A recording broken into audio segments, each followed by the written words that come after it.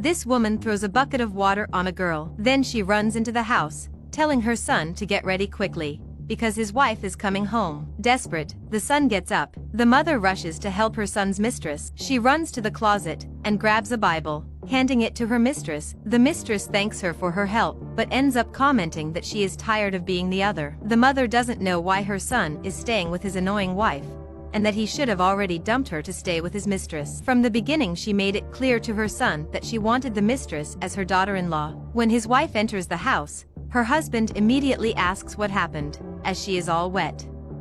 She tells him that she came home early from work, and his mother threw a bucket of water on her, so she is wet from head to toe. But regardless, she still bought a gift for her mother-in-law and she thinks she will like it. Her husband interrupts her, claiming that she can't get in the way, because her mother is in a moment of prayer with her friend, while the mother is on the couch with her son's mistress. The wife seems quite despondent after that. The husband changes the subject, suggesting that they can prepare the food, so they can invite his mother's friend to eat with them. She then says that is fine, she will just go upstairs to take off her wet clothes, and as soon as she comes downstairs she will help her husband with the food. Later, the wife compliments her husband's lunch, and apologizes for not helping him because she was too tired from work. He replies that he understands, because he knows that things are not easy for her. The wife asks her husband to get some watermelon for her. He quickly begins to serve his wife. Meanwhile, the mother and her lover appear in the kitchen at the same time. She tells him to stop, because according to her, it is not a man's role to serve his wife. The son tries to explain to his mother that the fruit was far away, that's why he was just trying to help his wife, but the mother still does not accept, claiming that the wife should serve her husband. The daughter-in-law ends up apologizing, justifying that her work is very busy, and when she gets home she doesn't even have time to eat properly, because she has to go back to work. Her mother-in-law says that she doesn't know why she works, because her role is inside the house serving her husband. She complains that many men do this, that they work on the street and still manage to do things at home, and she asks if her mother-in-law knows where she works, but her mother-in-law says she doesn't care. Then she talks about how she wishes the other woman was her daughter-in-law, and calls her current daughter-in-law worthless, complaining about the state of her son and his clothes, claiming that it doesn't even look like he has a wife at home. The wife replies to the mother-in-law that she will find a way to find time, so that she can take care of her husband, wash and iron his clothes. The mother-in-law totally ignores her daughter-in-law's line, inviting her husband's mistress to sit down, and claiming that her useless daughter-in-law doesn't even have the ability to invite someone to sit at the table. She complains that her daughter-in-law is not even good enough to give up a place at the table for visitors. And the daughter-in-law explains with all patience that since time is running out for her, the two of them have already had lunch and were only with the dessert plates. The mother-in-law questions if she made even one good food, because her son was well raised and his palate is refined. Then she confronts her own son, wanting to know if the food is edible and tasty. The wife then replies that it was her husband who made the food. The mother-in-law also doesn't miss this opportunity to criticize her daughter-in-law, claiming that she can't even make food for her son, that she can't even take care of him. She questions whether her daughter-in-law's hand will fall, if she even cooks for her own husband, and the mistress speaks up, also calling her worthless. The mother-in-law continues to criticize the woman, claiming that she is ugly and doesn't groom herself. Then she asks her son to look at his mistress, who is prettier and more helpful, and when the mother-in-law notices her attitude, she tells her to stop making such a drama.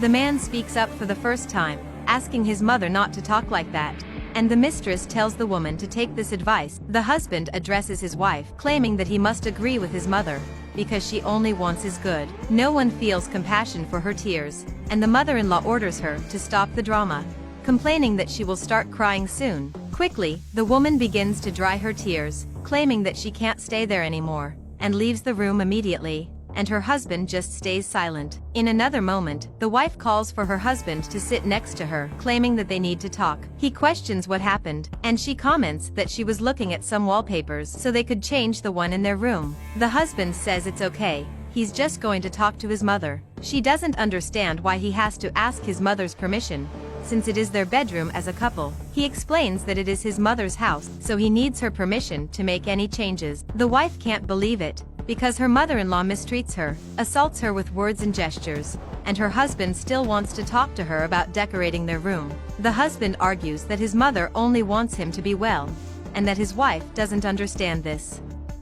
and the wife questions whether he means that she means him harm. He denies this, claiming that he only said this because he thinks that his mother could be better at her job since she spends the whole day at home. His wife can no longer stand this situation.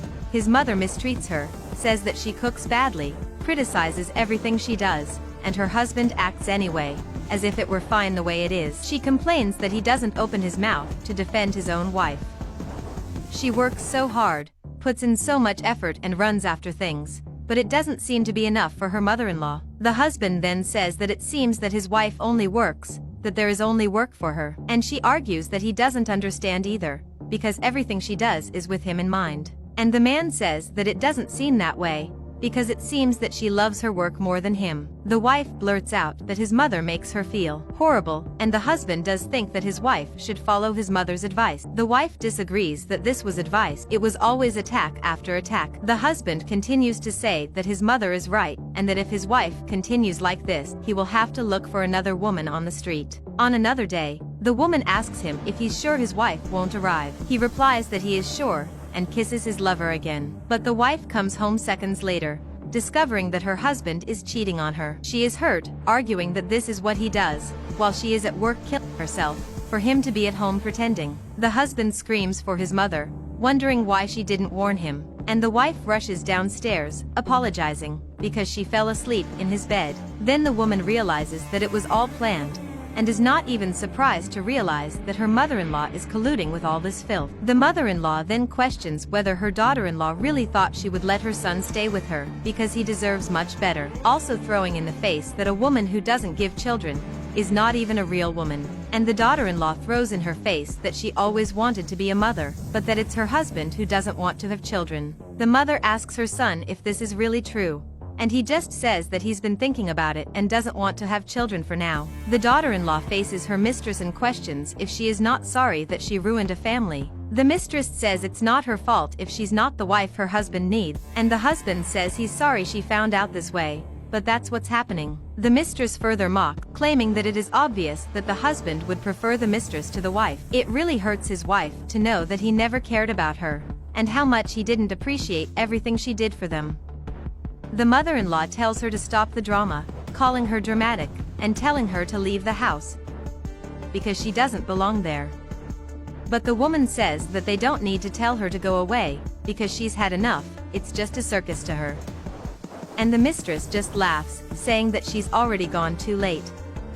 The mother-in-law is relieved, claiming that she finally got rid of that woman, as she always wanted, and that she feels lighter for it. Sometime later, the current wife has made toast for her husband, but the mother-in-law comes into the kitchen and calls her attention when she sees this. The woman explains that she is making it the way her husband asked because he said he liked toast. The mother-in-law says that she doesn't know who is worse, if it is the current wife or the ex-wife of her son. The woman doesn't accept to be treated this way, and the mother-in-law says that her son is allergic to oregano. Then the man enters the kitchen, questioning what is going on there. His wife made the toast the way he asked, and the man just tells them to sit down and eat, because it's much better than arguing. He takes a bite of the toast and says it's delicious, but his mother fights with him for eating it. But the son asks her to be calm, because he only wanted to please his mother, because his mother always had to remove the oregano. And the wife says that the mother-in-law doesn't have to worry. The husband interrupts, saying that he forgot to ask his wife to iron his work shirt, but his mother intrudes in the conversation, claiming that she herself is going to iron her son's shirt, and the wife goes ahead,